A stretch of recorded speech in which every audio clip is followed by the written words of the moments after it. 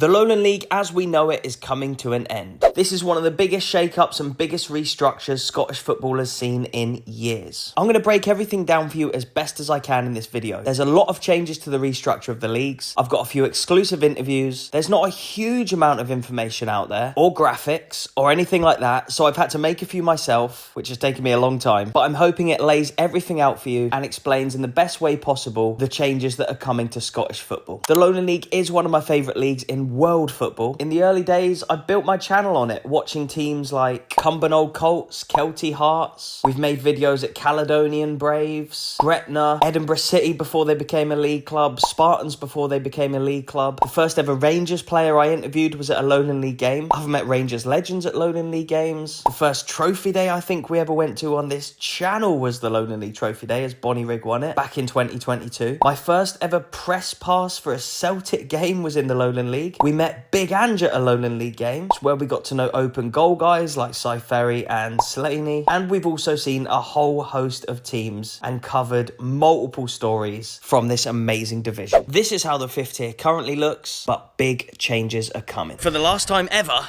the Lowland League is kicking off tonight in its current format. It kicks off here tonight in Edinburgh. Unfortunately, with everything that I've got going on right now, I can't actually stay for the game. The only reason I'm here is to chat to the Lowland League chairman. It's the only way we could actually meet tonight was here, but I'm actually going to a game tomorrow. So this video will have me in two different locations on two different days.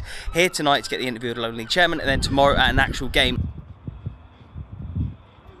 Thomas Brown, the chairman of the Scottish Lowland Football League. So the Lowland League was started about 13 years ago with a view to try to change clubs who have an ambition to reach the SPFL.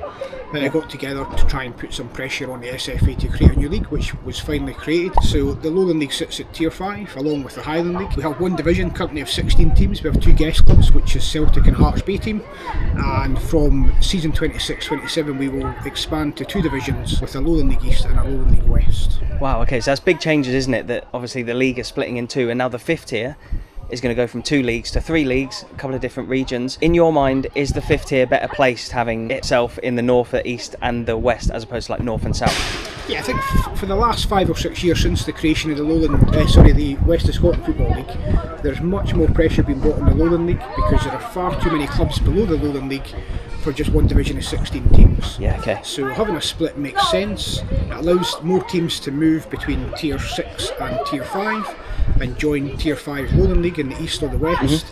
And geographically it makes more sense because there'll be less travelling for clubs.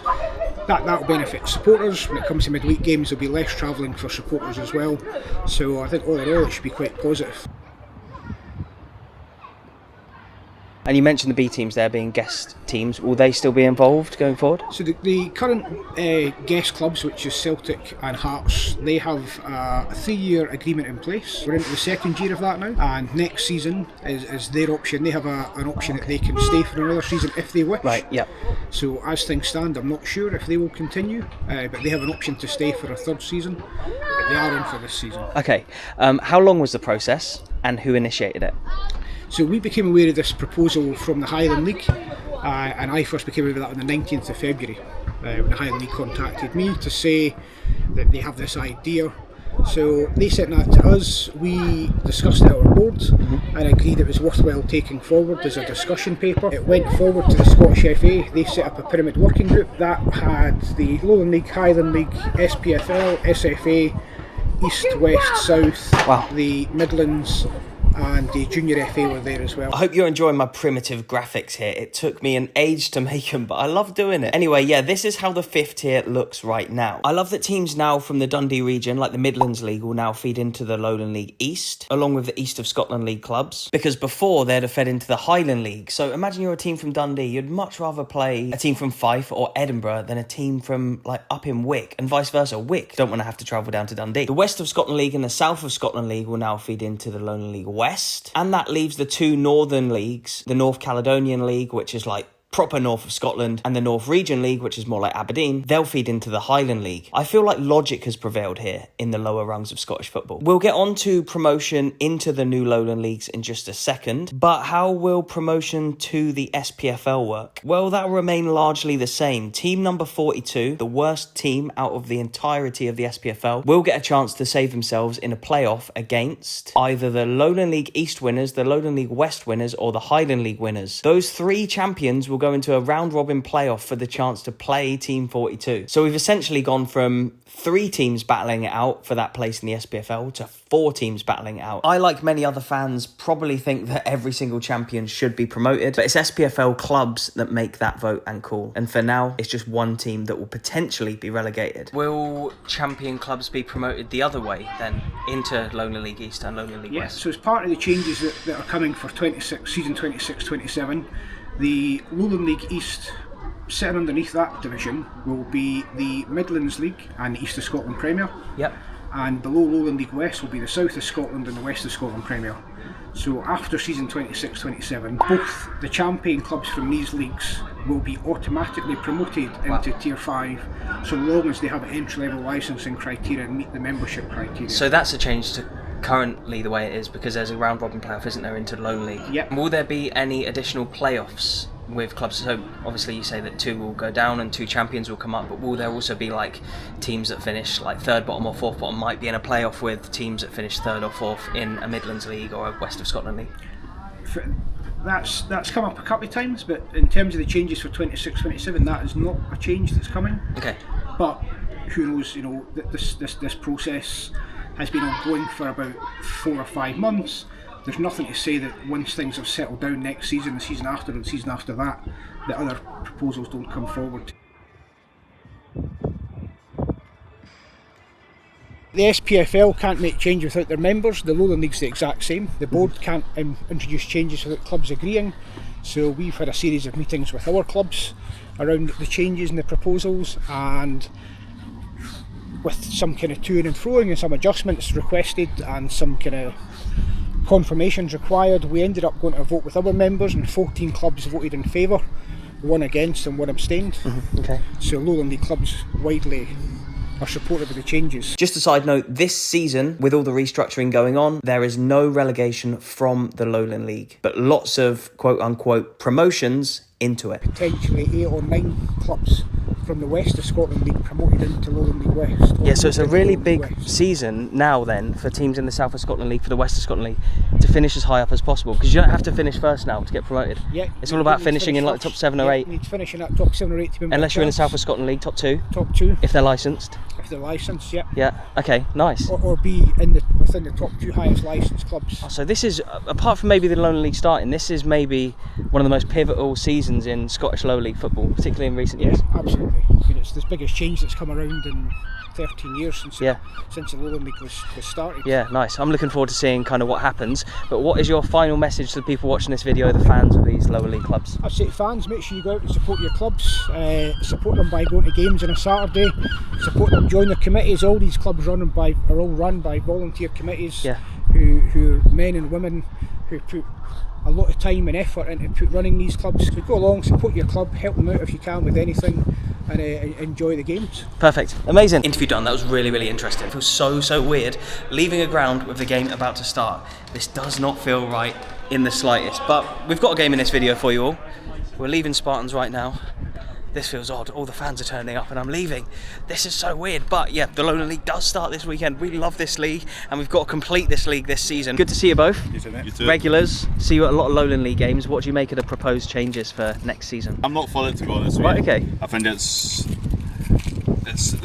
so, they're trying to make it so difficult for teams that want to progress and to go further up the leagues, and so just making it even more difficult to do so there's going to be 3 teams competing for that 40 seconds, but well, 4 teams, because of obviously the team that finishes bottom of the SPFL.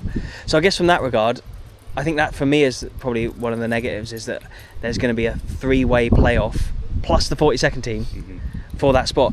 But I do think logically the 5th tier should probably be a North, an East and a West. See, I'm for that. Like, see, I'm actually opposite what you were saying there. For me, I'm happy that it is splitting up but I do wish it was a wee bit easier to get into the progress up the SPFL. leagues. But there's nothing that the Lowland League can do to No, it's get all promotion to the SPFL. SPFL they've been clubs, so that is, yeah. reluctant. Even when they opened it up a wee bit, it still was very reluctant for them to do so, and it was still so difficult having to go through one playoff and then play the 42. Yep. You've now got a wee round robin of games, and then you're going to have to play the 42 team anyway. Yeah, and so this season, we were just talking about off camera there, is probably the most important season for Lowland and Highland clubs to win the league and try and go up, because, like say, next season there'll be an extra club to compete against to get promotion. But yeah, we've got to leave here now, and I'll see you bright and early tomorrow for a match in the Lowland League. I've had an absolute mare. Here's me thinking I'm going to complete the Lowland League in the space of a couple of weeks in terms of like seeing games in all of the different stadiums. I've turned up to the stadium that I thought the game should be in today, the actual home team's ground, and there's nobody here. There's literally no one here, and I'm like, what is going on? I've checked Footballogy, and for some reason, Caledonian Braves are not playing at their home ground of Alliance Park today. So I've never actually seen a game here before. We've featured this ground in 1 or 2 videos in the past. Look at that. Cali Braves, only established in 2019 as Cali Braves EduSport Academy, I believe. Before that, the game isn't actually here. It's at Hamilton Stadium. So does it still count? I guess I'll be seeing Caledonian Braves play at home if I go and watch that game. But yeah, look, here's the ground here. I want to be able to show you it quickly. I don't know if it's completely open, is it? I don't think so. Anyway, look, a couple of little stands over to the right hand side there.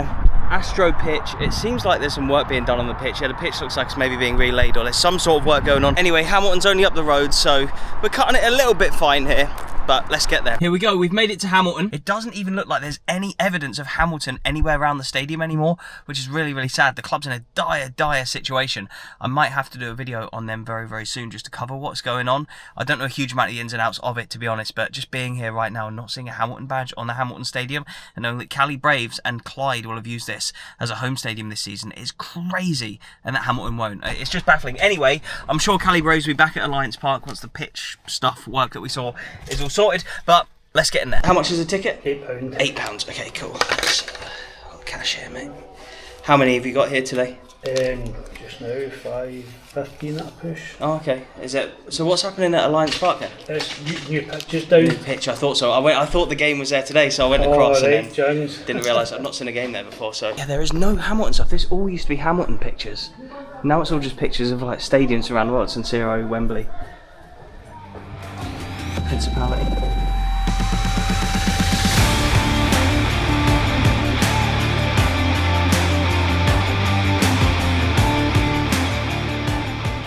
Right, let's watch some football. Here we go, look, the first few kicks of Lowland League action for you guys on this channel this season. Beautiful. My name is David Byrne and I'm the General Manager at Caledonian Braves Football Club. Biggest positive is really seeing the opportunity for new teams and new clubs to kind of come in and expand the actual... the fifth tier. Yeah, okay. Yeah, I think the more clubs... Hang on. More clubs that are involved... it went out. It went out, thank God. I think the more clubs that are involved, and if you've got ambitious, progressive clubs looking to develop, then it's it's all positive from that perspective. Was there any drawbacks? I think the key things in terms of drawbacks. I think there's concerns about maybe the resources that are being currently spent. It's very, very difficult for what is still an unfunded league.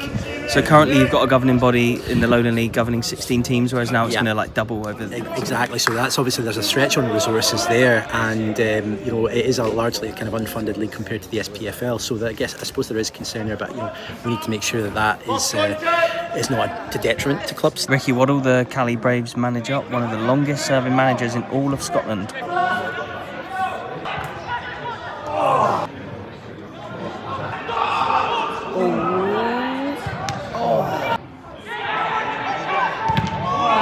Getting their body on the line, the Uni lads in green. So yeah, it's Stirling Uni are the away team today against Cali Braves. Both quite unique clubs in this league. One is a university team who plays in I think they're playing like 8 or 9 competitions a season. They end up playing like 78 games. They play uni competitions plus like the Scottish Cup or the Lowland League Cup and in the Lowland League. And then you've got Cali Braves, who are quite a new club with a really unique model where people can pay to become members and owners and stuff.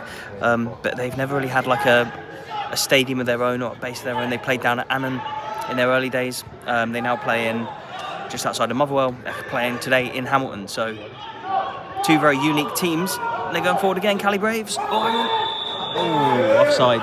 Been a good game so far. Look at Ricky Wardle.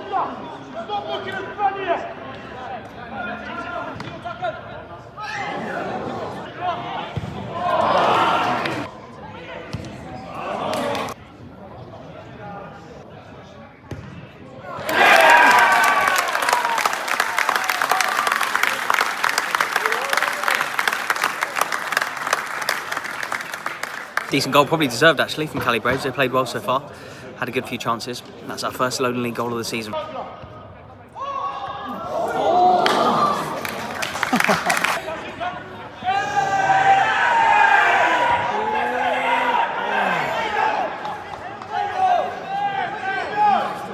they wanted something there, Stirling unique.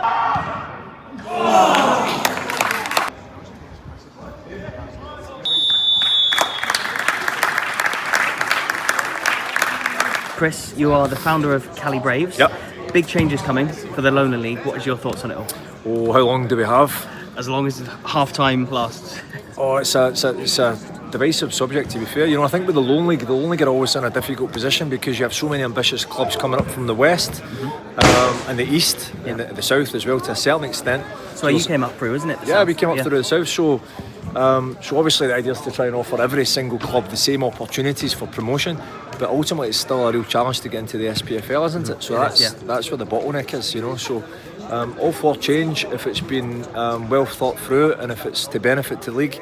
Ultimately there's going to be more clubs playing for the same playoff position, so it makes it more difficult. That's the biggest drawback for me, is that there's now 3 clubs. Yeah. 4 if you include then the 42nd team as well, just going for that one spot, isn't there? Whereas now it's currently 3. The 2 champions plus the... Exactly, yeah. So we actually voted against it. I think we were one of the few clubs, maybe the only club that actually voted against the change. We felt there was a lot of pressure on the clubs as well to push it through for this year, which we didn't feel was appropriate. We didn't feel there was enough analysis and the benefit, or to the benefit to the league or to the clubs within the league. But we'll see, it's been done now, so we embrace it, you know, and hopefully it's positive for the game, and time will tell, you know, and there's certainly a lot of good ambitious clubs at this level, and hopefully maybe that will bring a spotlight to the league that hasn't previously been here, you know. Yeah, I think maybe it will bring on more local rivalries as well, because it will just be like the West and the East playing each other, so maybe that will give rise to more derbies and stuff. Yeah, man, I love Scottish football. I love the split, you know. I think it's exciting. There's always something happening in Scottish football for the good and the bad, you know.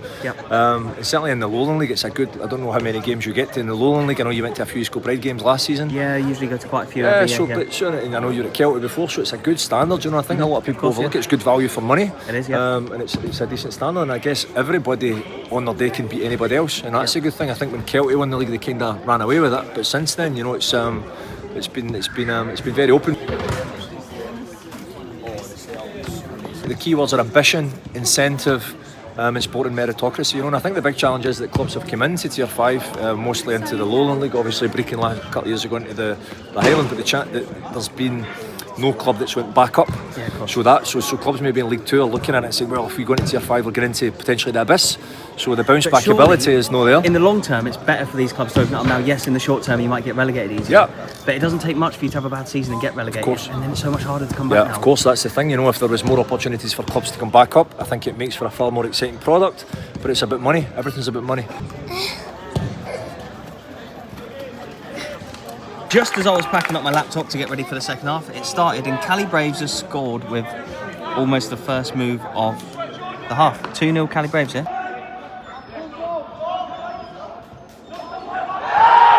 It's crazy how we've watched Hamilton play here, we've watched Clyde play here, we've watched Celtic women play here. Have we watched any other clubs play here? We're now obviously watching Cali Braves play here. But out of all these teams we've seen play here, like, there's even some Celtic stickers up here, probably a hangover from those Women's Champions League games last season. Yeah, this isn't like your proper classic Scottish non-league experience at like a rugged little old ground somewhere. This is a more modern ground from a team that was in the Premiership just a few years ago, that are now League 1 under a transfer embargo but are playing in Cumbernauld. It's mental. It's Scottish football for you though. We're here for it and we love it.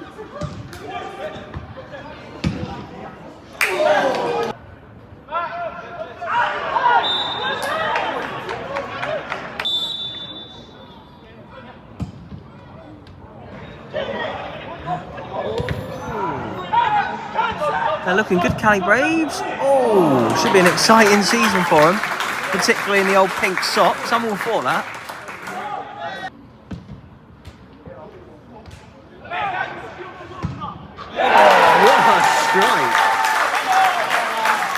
Honestly, what a game. I get so much fulfillment being at Lowland League matches. Like, I just absolutely love it. Just from all the different teams we've seen play in the past. Kelty, Bonnyrigg, East Kilbride, Cali Braves, Stirling Uni, we've seen them play before. We've seen Edinburgh Uni play. Pretty much almost every single team in this league we've seen play at some stage or another. We've been to every stadium, just not seen games in them all.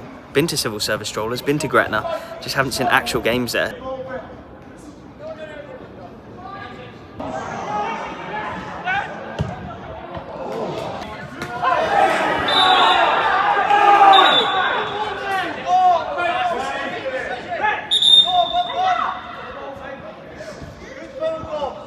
I'm not sure how well this video is going to do. So much time has gone into like the graphics and like the league structure bits that you'd have already seen, and just like showing like where the clubs are geographically located and stuff.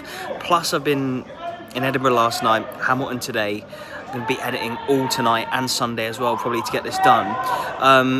I guess this one's more like, it really gets me excited, like the changes in Scottish football and particularly this level. So it's a story that I really, really wanted to cover just for myself, and even if not many people watch it, then that's fine.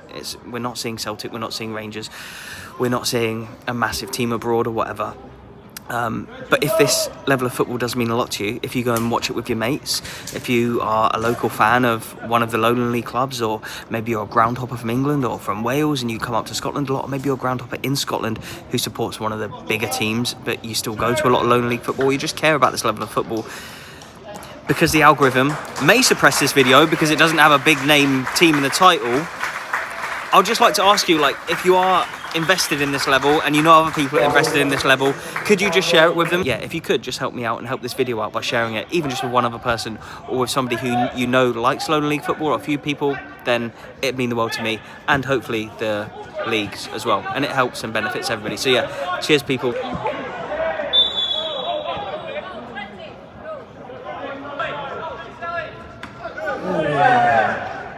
Some proper Lowland League tackles in this game.